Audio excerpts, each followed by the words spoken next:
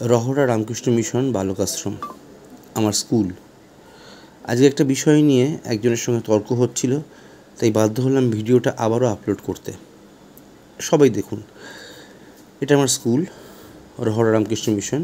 আমি ক্লাস 4 থেকে ক্লাস 10 পর্যন্ত এই স্কুলে পড়েছি। আমি হোস্টেলে থাকতাম, কারণ আমার মা যেহেতু যাত্রা করতেন, তো সেই কারণে বাধ্য হয়ে আমাদেরকে হোস্টেলে থাকতে হয়, আমাকে এবং আমার বোনকে। প্রথমে ঢুকলাম হচ্ছে ঠাকুরের মন্দিরে, মানে যেখানে বড়দের আমাদের প্রেয়ার হয় দুবেলা, সকালবেলা এবং সন্ধেবেলা। তো সেখানে ঢুকে অনেক পুরনো কথা মনে পড়ে যাচ্ছিল। আর একটা কথা, আমরা কিন্তু দুবেলাই ধুতি পরে কিন্তু প্রেয়ার করতে যেতাম, প্রার্থনা ঘরে যেতাম। ধুতি পরাটাতেই আমার কাছে খুব জল ভাত একদম। তো যাই হোক, ঠাকুরকে প্রণাম করে সেখান থেকে বেরিয়ে চলে এলাম সোজা জুনিয়র হাই স্কুলের দিকে। জুনিয়র হাই স্কুলে প্রচুর বাচ্চা কাচ্চারা তখন খেলাধুলো করছিল। আবার কিছু বাচ্চা তারা ক্লাসের মধ্যেও ছিল, কিন্তু তখন টিফিন হয়েছে অ্যাকচুয়ালি। তো তারপরে মহারাজ চণ্ডী মহারাজ জোর করে আমাকে খেতে দিলেন, মানে খেতে বসিয়ে দিলেন। এই জায়গাটায় খাওয়া কখনো হয়নি আমার, এই প্রথম খেলাম। এখানে গার্জেনরা খায় ভাত, ডাল, বিখ্যাত পোস্ত, ঝোল পোস্ত আর সোয়াবিনের তরকারি। যাই হোক, তারপরে আস্তে আস্তে মহারাজদের থাকার জায়গা দেখতে পাচ্ছেন বাঁদিকে পড়ে, এখানে মহারাজরা থাকেন, ওপরে থাকেন, নিচে থাকেন। হ্যাঁ, তো তারপরে আস্তে আস্তে এগিয়ে গিয়ে ডান দিকে পড়ছে হচ্ছে আমাদের লাইব্রেরির রুম, লাইব্রেরির বাড়ি, যেটা অ্যাকচুয়ালি ওখানে তো অনেক বড় জায়গা, লাইব্রেরির বাড়ি। তারপর এইটা হচ্ছে বিবেকানন্দ ছাত্রবাস। এইখানে থাকতাম ক্লাস 7-8, এই 2 বছর। এই নিচে ঘরটায় থাকতাম, এই জাস্ট নিচের ঘরটায়।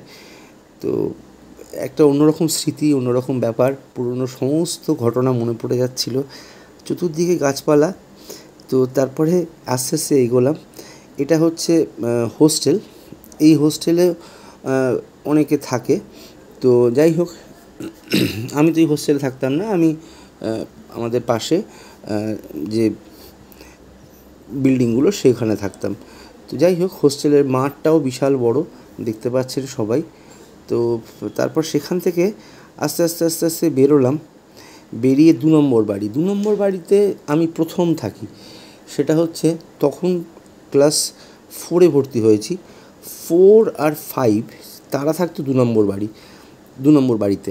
তো এই দেখতে পাচ্ছেন বাচ্চারা তখন টিফিন চলছে, টিফিনে খেতে দেওয়া হচ্ছে, ওই যা দেওয়া হতো। তো আমি 2 নম্বর বাড়ির ওপরে একবার গেলাম হাঁটতে।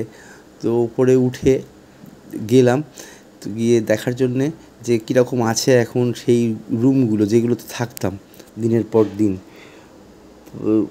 ওপরে গিয়ে একটা মানে অদ্ভুত কাণ্ড হলো, সেটা হচ্ছে দেখুন আপনারা। তো ওখানে গিয়ে দেখি যে তালা দেওয়া, ঢোকা যাবে না। আর এই পাশেরটা হচ্ছে 1 নম্বর বাড়ি। এই বাড়িতে 1 থেকে ক্লাস 3 পর্যন্ত বাচ্চারা থাকে। আমি এখানে কখনো থাকিনি, কিন্তু দেখছিলাম ওখানে তখন টিফিন দিচ্ছে, বাচ্চাদের সাথে দাঁড়িয়ে অনেক গল্প করলাম, ছবিও তুললাম, প্রচুর ভিডিও করছি, ওদেরও খুব মজা লাগছে। তো যাই হোক, আস্তে আস্তে এগোতে থাকলাম।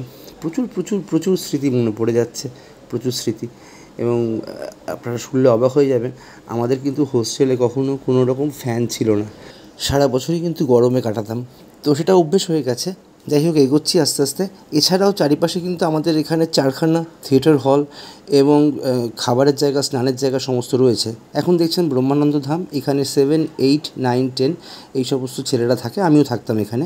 পাশে শিবানন্দ ধাম, এখানে বড়রা থাকে। যাই হোক, খুব ভালো একটা দিন কাটলো।